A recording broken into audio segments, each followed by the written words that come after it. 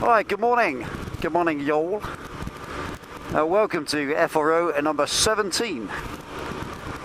17 is going to be about bikes. Managed to find something else to whine about, but it's just for fun.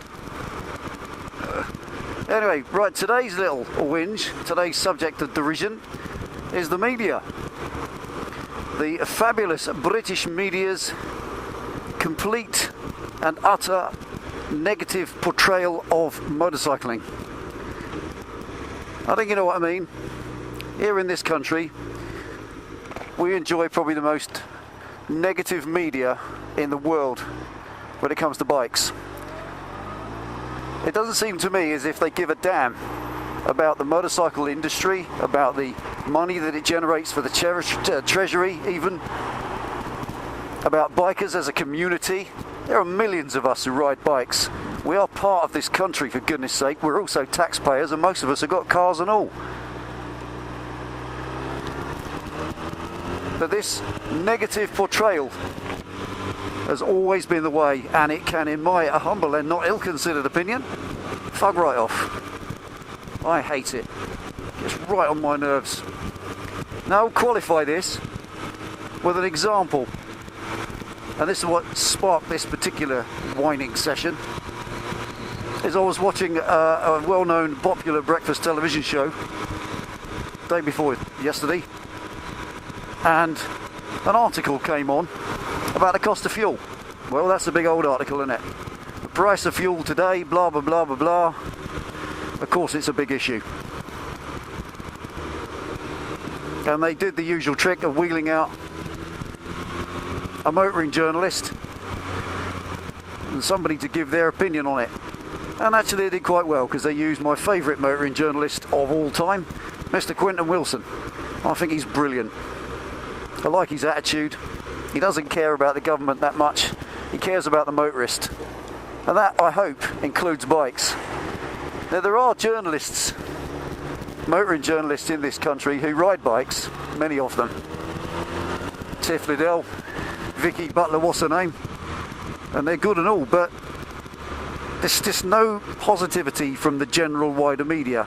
And Quentin sits there going on about the cost of fuel has gone up 34 pence in X amount of months, and this is terrible, and it's causing people not to be able to go and see their family, and people are not taking jobs that are offered to them because they can't afford to get there, and etc, etc, etc. Whine, whinge, whinge. Well, that's all very good. But what so many of us do is we get the bike out and we travel to work on our bike. So I didn't really pay a lot of attention. It came on. They were banging on about how fuel's so expensive. You know, like I just said, nobody moves around. Just got to get some fuel. Back in a minute.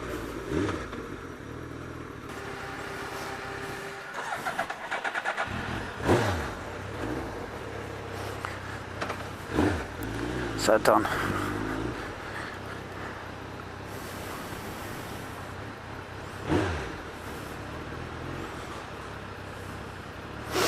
Well, when you're ready.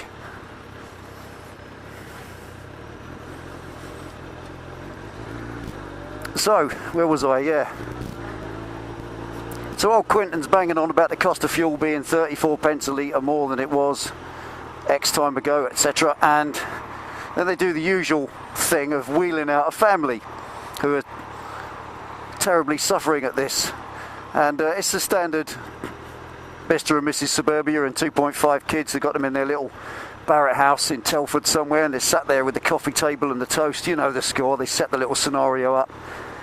And they start off by the bloke saying, well, I've had to sell my car, you know. I've had to sell my car. I can't afford to run it. It was costing me £25 a week to run my car. So he's had to sell his car. And then it clicks. You think, well, oh, poor old bloke, you know. But no, that's one of two cars. It clicks outside to the driveway, and there's a big double driveway and one car, a little family blob for the kids.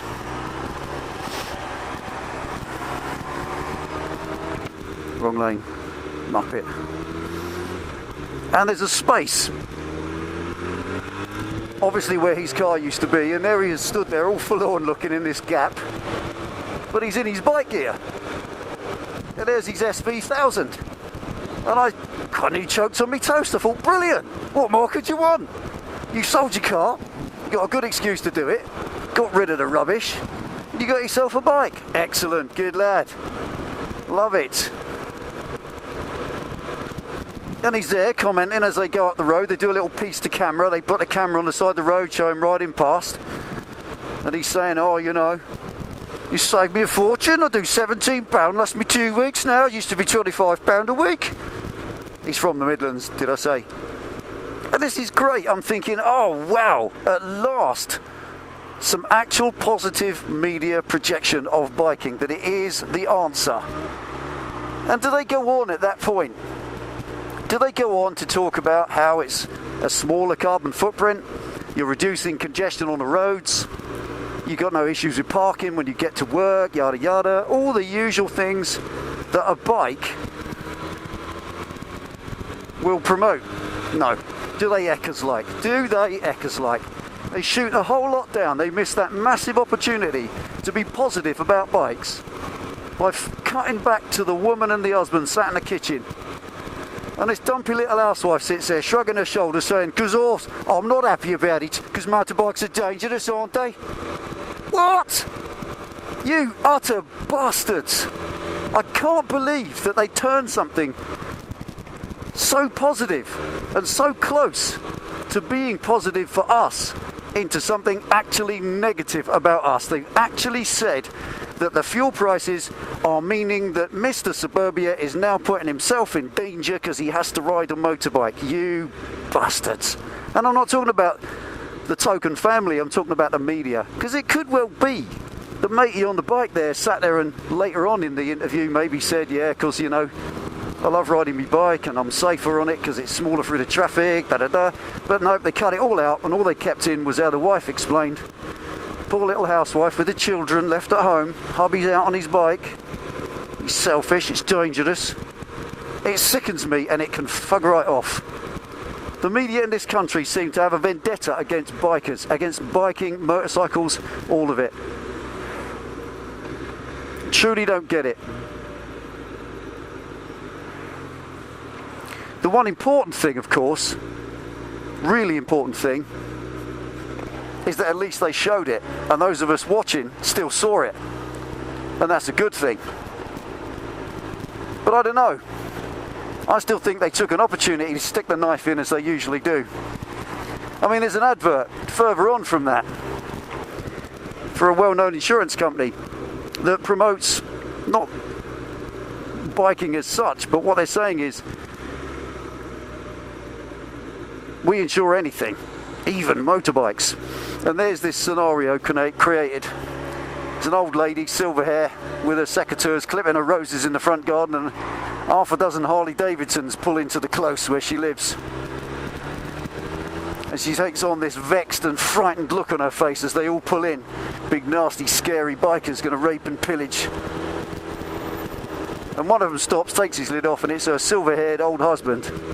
And you get this massive look of relief on her face. Oh, it's just you silly man. It's pathetic. It instantly infers that bikers are scary, thugs. They're going to intimidate. What a load of rubbish. Absolutely unbelievable. It's not just that, it's just the fact there are no adverts on TV. None. Not on our telly. You go on the tube, and I'm going to put some links up. I'll put some links up on the screen to a few examples. What's this? Oh, it's lorry and drag. You've got this, I don't know, some sort of amnesty here from motorcycle advertising. I don't know why it is. Maybe one of the knowers can comment up, and I only want to provoke a bit of debate on this, because I don't understand it. I really can't get my head around why there is no advertising. In the last FRO, where we did the lady bikers thing, like I said, we covet what we see.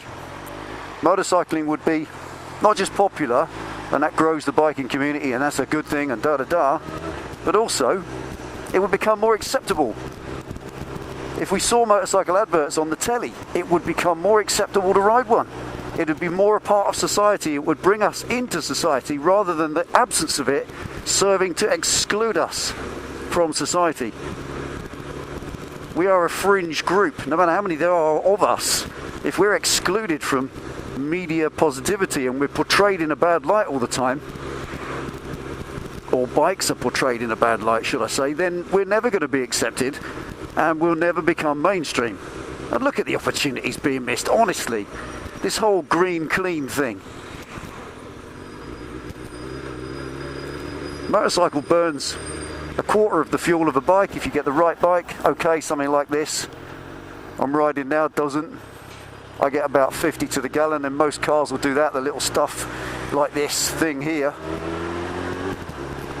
But generally speaking, like for like, twist and go scooters is the answer. But no, they will not promote it. We are actively excluded from it.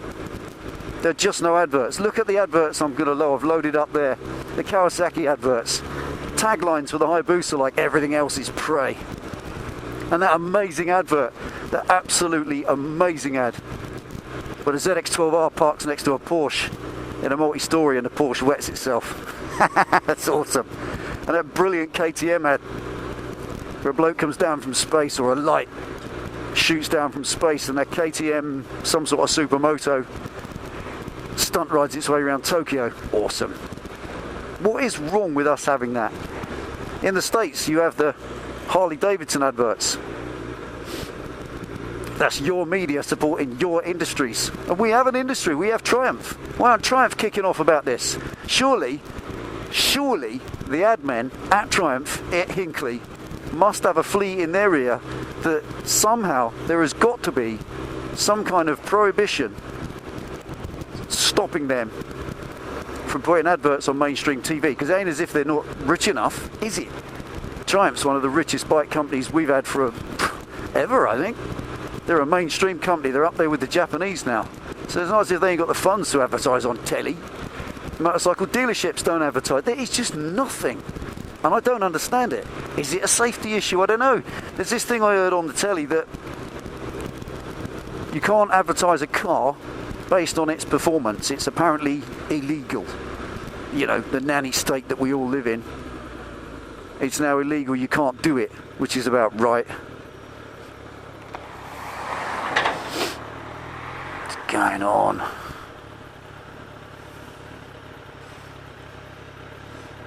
But if it's safety, I think that safety thing is misguided. I truly do. People have got safety twisted around back to front. Yeah, we know bikers get hurt and worse, we know that. You see these people driving around in 2-ton Range Rovers because it's safe for the children.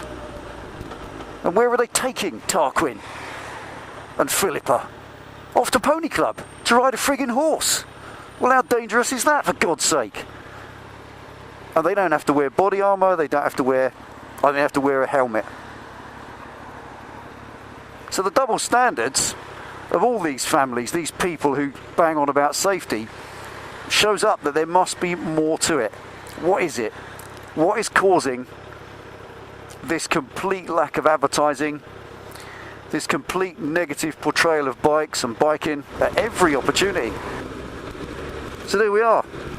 That's what I think, and I don't know why it is. The massive negative portrayal of biking in the British media can fug right off and bite me. I absolutely detest it. I can't understand it. I don't see any logical reason for it. It certainly isn't safety.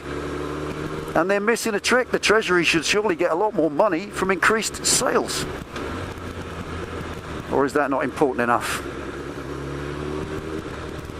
So that's all for now. Thanks again for tuning in and watching the FROs. They are just a bit of fun. We will get back to garage videos. I know that we've been remiss lately, but right now me and Penny's shifts are end to end. She's leaving work and coming home 4 hours out of sync with me at the moment, so we're getting almost no time together. And the time we've responded to comments and videos and requests and questions, there is no time left. Plus we just haven't had a minute to get in the garage, clear it out, I've decided in the end that I've got to build a shed. I only need a little lean-to thing, stick all the tut in, and then I can paint the garage and get on with business as usual. So take it easy. Thanks for watching. Delboy's are whinging. Ride safe. And I'll see you next time.